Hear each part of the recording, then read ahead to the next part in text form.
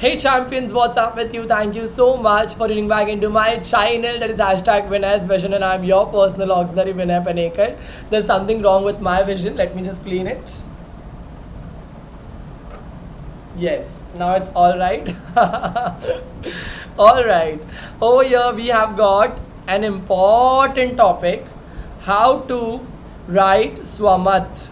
इसको हम लोग 10 मार्क्स का जो टॉपिक है आज इसको निपटा देते हैं. मैं यही समझा देता हूँ आपको. हाँ, देखो स्वमत आपको मल्टीपल टॉपिक्स के ऊपर आ सकता है स्टूडेंट्स. आपको ये बात ध्यान रखना है कि जो स्वमत का टॉपिक है इसको आप इग्नोर करने के बजाय 2 मार्क्स जब आप इसमें इन्वेस्ट कर रहे हो तो आप अपनी एनर्जी को टोटली ऐसा इन्वेस्ट करिए जिससे आपको रिटर्न्स डेफिनेटली मिले. जैसे कि एक क्वेश्चन मैं आपको पढ़ रहा हूँ, यहाँ पे पढ़ के दिखा रहा हूँ. अपने द्वारा किए हुए पर्यटन का एक अनुभव लिखिए. अभी यहाँ पर बोला है पर्यटन के बारे में आपको लिखना है. पर्यटन. अब ये पर्यटन जो शब्द है इसका मतलब होता है ट्रैवलिंग या एडवेंचर. ऑलराइट.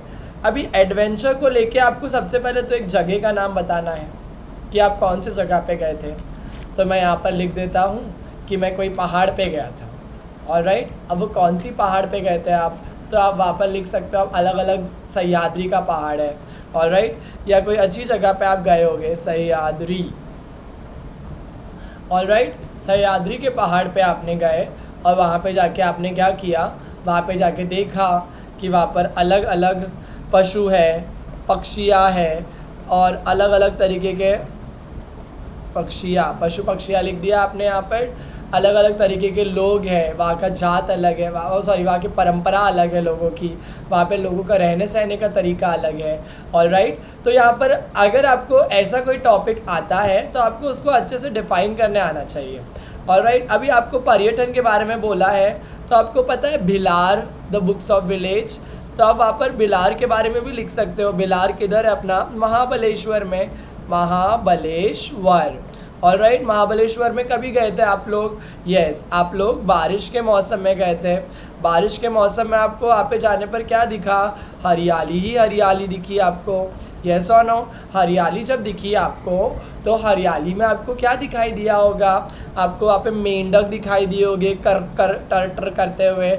यस और नो. मोर नाचते हुए आपको दिखाई दिए वहाँ पर. अब महाबलेश्वर जो है वो काय के लिए फेमस है, वो मैप्रो के लिए फेमस है.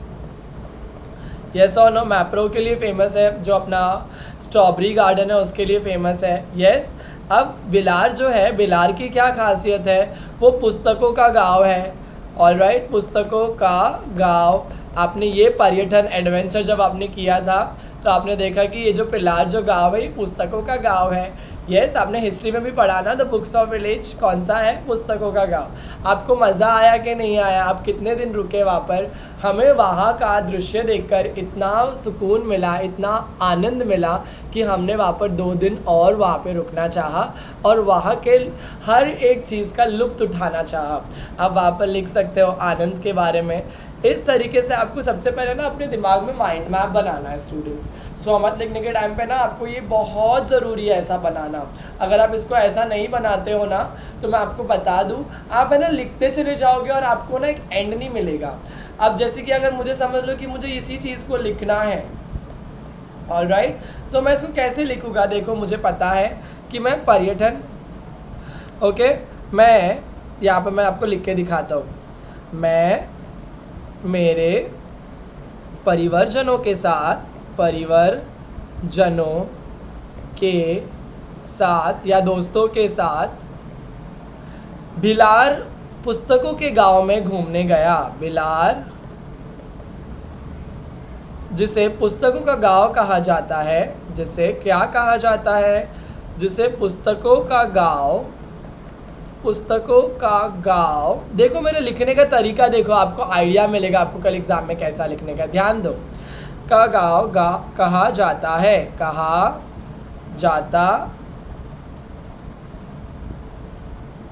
जाता है. ऑलराइट. भिलार महाबलेश्वर में स्थित है. भिलार कहाँ है, महाबलेश्वर महाराष्ट्र में स्थित है. महाराष्ट्र में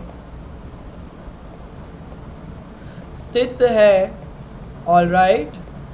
हम वहाँ कौन से मौसम में गए थे? देखो आपने पॉइंट्स कवर किया ना, क्या क्या कवर किया? पुस्तकों का गाँव, बिलार, महाबलेश्वर, बारिश में गए और हरियाली। All right. हम वहाँ बारिश के मौसम में गए थे, बारिश के मौसम में गए थे। वहाँ की हरियाली, क्योंकि आपको यहाँ पे एक्सपीरियंस लिखने का है तो आपको थे पास्ट टेंस में लिखना रहेगा, तो ये ध्यान रखना है। ऐसे क्वेश्चन आएंगे तो आपको है होगा नहीं लिखना है, थे लिखना है। समझ में आया? वहाँ का मौसम, वहाँ की हरियाली देखकर, वहाँ की हरियाली देखकर मानो मेरी आंखें प्रसन्न हो उठी, मानो मेरी आंखें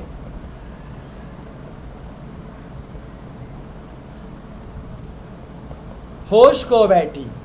प्रसन्न हो उठी नहीं, होश खो बैठी।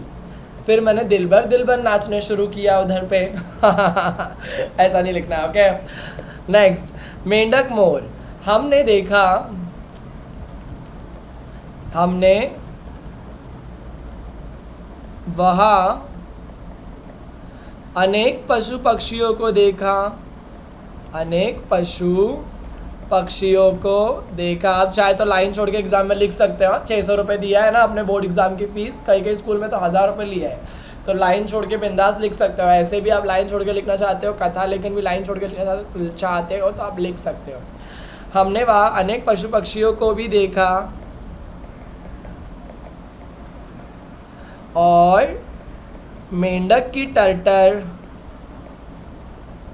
मेंढक की टर आवाज़, मुझे मेंढक नहीं उठा के लेके चले जाए, आवाज़, और मोर को नाचते हुए देखा या थिरकते हुए देखा, नाचते हुए देखा। देखा, अगर ऐसा आप लिखोगे ना आपको डेफिनेटली मार्क्स मिलेंगे। नेक्स्ट, हमने वहाँ पर क्या किया? मैप्रो गार्डन में भी घूमे। महाबलेश्वर मैप्रो गार्डन के लिए मशहूर है। हमने वहाँ की स्ट्रॉबेरी भी खाई और इसी तरीके से आनंद लेकर हमने वहाँ पे फैसला किया कि हम 2 दिन यहाँ और रुकेंगे और इस जगह का लुत्फ़ उठाएंगे। ये सिंपली आपको 2 मार्क के लिए लिखने का है चैम्पियंस। आपको दिमाग में से माइंड मैप बनाना है। माइंड मैप बनाने के बाद में आपको चाहिए, अब आपके एग्ज़ाम के लास्ट पेज पे आ जाओ या टीचर से एक सप्लीमेंट मांग लो और उसके अंदर रफ वर्क लिख दो टॉप पे और उस सप्लीमेंट पे माइंड मैप बनाओ। पर स्वमत लिखने के टाइम पे प्लीज़ माइंड मैप बनाओ। समझ में आया कि नहीं? जब मैं IAS का पढ़ता हूँ ना तो उसमें हम लोग के सर ने बताया था कि सबसे पहले आपको माइंड मैप बनाना है। माइंड मैप जब बनाओगे ना आप लोग, तभी जाके आप कोई ऐसे को एक डायरेक्शन दे पाओगे। अंडरस्टूड? तो आपको जैसे कि हम लोग कोई काम करते हैं तो हम लोग कैसे पहले बजट बनाते हैं कि हम लोग को कहाँ जाना है, कितना रुपए लेके जाना है। ऐसा थोड़ी कि हम लोग वहाँ पे पहुँच जाएंगे और वहाँ पे भीख मांगते बैठेंगे कि दो भाई दो, हमारे पास पैसे खत्म हो गए। तो आप बजट बनाओगे ना पहला, तो वैसे ही आपको आंसर लिखने के पहले माइंड मैप बनाना है। ये मैंने एक टॉपिक आपको समझाया। मेरा दिल कर रहा है कि एक बार एक टॉपिक समझा दूँ आपको, तो स्वमत मुझे भी ऐसा लगेगा कि मैंने आपको अच्छे से समझा दिया और आपको भी थोड़ा बहुत और अच्छे से समझ में आ गया। तो क्योंकि मेरा दिल ये पुकार है, आजा भाई तू लाइक कर, तू लाइक कर चैम्पियन, तू लाइक कर। सब्सक्राइब करिए अगर आपने नहीं किया है तो, एंड प्लीज़ आपके फ्रेंड्स के साथ में शेयर करिए। ऑलराइट, चलिए मैं आपको दिखाता हूँ शारीरिक श्रम का महत्व। शारीरिक श्रम का महत्व एक ऐसा क्वेश्चन है, यहाँ पर दिख रहा है आपको, लास्ट ईयर के पेपर में पूछा है शारीरिक श्रम का महत्व। यहाँ पर मैं माइंड मैप बना लेता हूँ पहला। शारीरिक श्रम का महत्व, शारीरिक श्रम का महत्व जो है इसको कैसे आप करोगे, चलिए मुझे आप बताइए। आपके दिमाग में क्या क्या पॉइंटर्स आ रहे हैं? मैं मेरे पॉइंटर्स को दिमाग में सोच लेता हूँ, आपके दिमाग में क्या आ रहा है प्लीज़ सोच लीजिए। वीडियो को चालू ही रहने देना, पॉज मत करना। शारीरिक श्रम मतलब सबसे पहले समझ लेते हैं शारीरिक का मतलब क्या होता है। फिजिकल वर्क, फिजिकल वर्क का महत्व, फिजिकल वर्क करने का क्यों ज़रूरी है।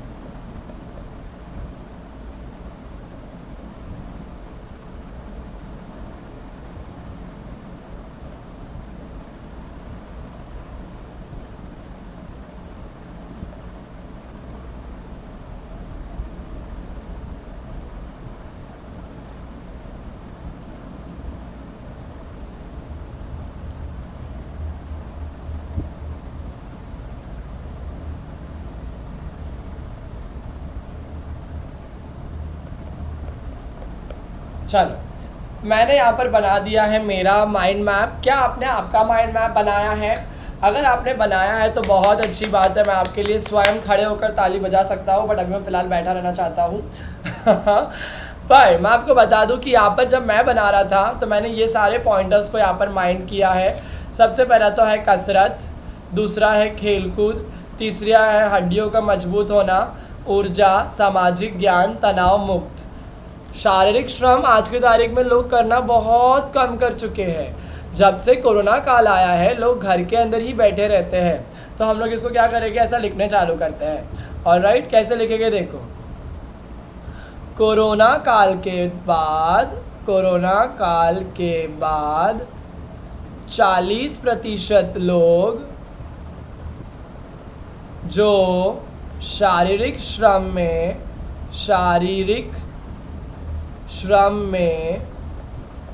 व्यस्त रहते थे वह अब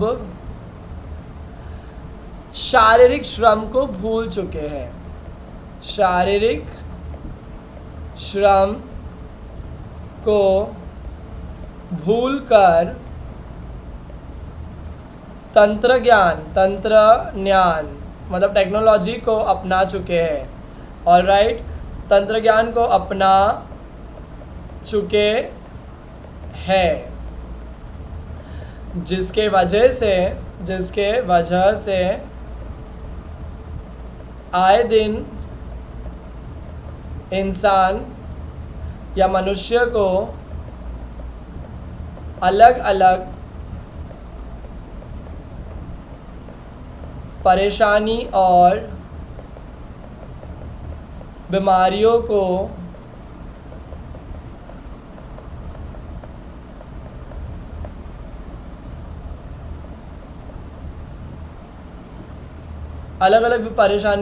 क्या लिखा है हम लोगों ने, जिसके वजह से आए दिन मनुष्य को अलग अलग परेशानियां और बीमारियों को झेलना पड़ता है।